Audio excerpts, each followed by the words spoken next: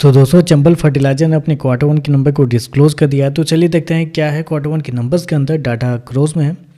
तो देखिए पिछले क्वार्टर में कंपनी 2448 करोड़ का रेवेन्यू जनरेट किया था ऑपरेशन के थ्रू। पिछले साल 4933 करोड़, जबकि अभी देखें तो बढ़ के 5697 करोड़ आपको जाता हुआ देखने को मिला। तो साल दर साल जाते हैं तो साल दर साल कंपनी के रेवेन्यू के अंदर तेजी आपको देखने को मिली। लगभग बोल सकते हैं आप 15% के आसपास का जंप है कंपनी के रेवेन्यू के अंदर साल दर साल। जबकि क्वार्टरली बेस पे जाते हैं तो क्वार्टरली बेस पे कंपनी के रेवेन्यू के अंदर गिरावट मतलब तेजी आपको देखने मिली। लेकिन बेसिकली क्या है, फर्टिलाइजर वाली कंपनी है तो हमें क्या करना रहता है, हमें साल दर साल जज करना रहता है, क्वार्टरली बेस पे हमें देखना नहीं रहता है।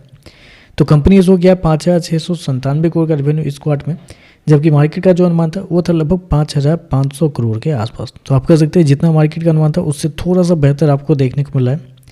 खर्चे की बात करते हैं तो देखिए पिछले क्वार्टर में कंपनी खर्चे 2366 करोड़, पिछले साल 4303 करोड़, अभी देखें तो 5023 करोड़ आपको देखने को मिला है। तो खर्चे देखें तो खर्चे हालांकि थोड़ा ज़्यादा आपको देखने को मिल रहा है। और स्पेशली आप कह सकते हैं कंपनी के कुछ स्टॉक इन ट्रेड जो है उसके नाम पे कंपनी के खर्चे आपको ज़्यादा देखने को मिले। साल दर साल डबल से भी ज़्यादा देखने को मिला, लगभग 2.5 गुना के आसपास देखने को मिला है।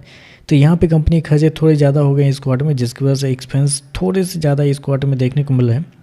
प्रॉफिट की बात करते हैं तो देखिए पिछले क्वार्टर में 130 करोड़ का प्रॉफिट था, पिछले साल 448 करोड़, अभी देखें तो कंपनी का प्रॉफिट 548 करोड़ आपको जाता हुआ देखने को मिला। तो साल दर साल देखें तो साल दर साल कंपनी के प्रॉफिट के अंदर तेजी आपको देखने को मिली। लगभग बोल सकते हैं 22% के आसपास का जंप है कंपनी के प्रॉफिट के अंदर।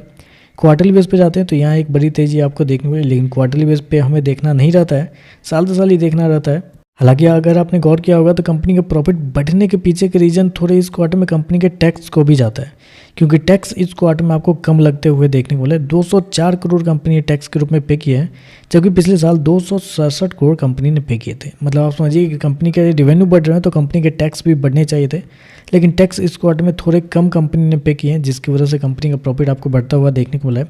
अदरवाइज कंपनी के टैक्स को हटा के देखते हैं तो इस क्वार्टर में 717 करोड़ है, अब पिछले साल 680 करोड़ के आसपास। तो यहाँ पे ज़्यादा बड़ा डिफरेंस आपको देखने को नहीं मिल रहा है। कंपनी शो कितना किया है, लगभग 549 करोड़ के आसपास का प्रॉफिट इस क्वार्टर में शो किया है, जबकि मार्केट का अनुमान भी था लगभग 540 करोड़ के आसपास। तो मार्केट के अनुमान से बेहतर ही कंपनी का प्रॉफिट देखने को मिला, मतलब रेवेन्यू प्रॉफिट दोनों देखें तो एस्टिमेट से बेहतर आपको देखने को मिल रहा है। ईपीएस की बात करते हैं तो देखिए पिछले क्वार्टर में कंपनी का ईपीएस 3.25 था, पिछले साल की बात करते हैं तो 11.19, अभी देखें तो 13.5 रुपये के आसपास आपको देखने को मिला। तो ओवरऑल देखा जाए तो नंबर तो अच्छे आप कहेंगे, रेवेन्यू प्रॉफिट सारा कुछ आपको बढ़ता हुआ देखने को मिल रहा है, और जितना मार्केट का अनुमान था उससे बेहतर कंपनी के नंबर आपको देखने को मिल रहा है। तो चलिए बस आज के लिए बस इतना है। वीडियो पसंद आए तो लाइक कीजिएगा, साथ में साथ चैनल को सब्सक्राइब जो कीजिएगा। धन्यवाद।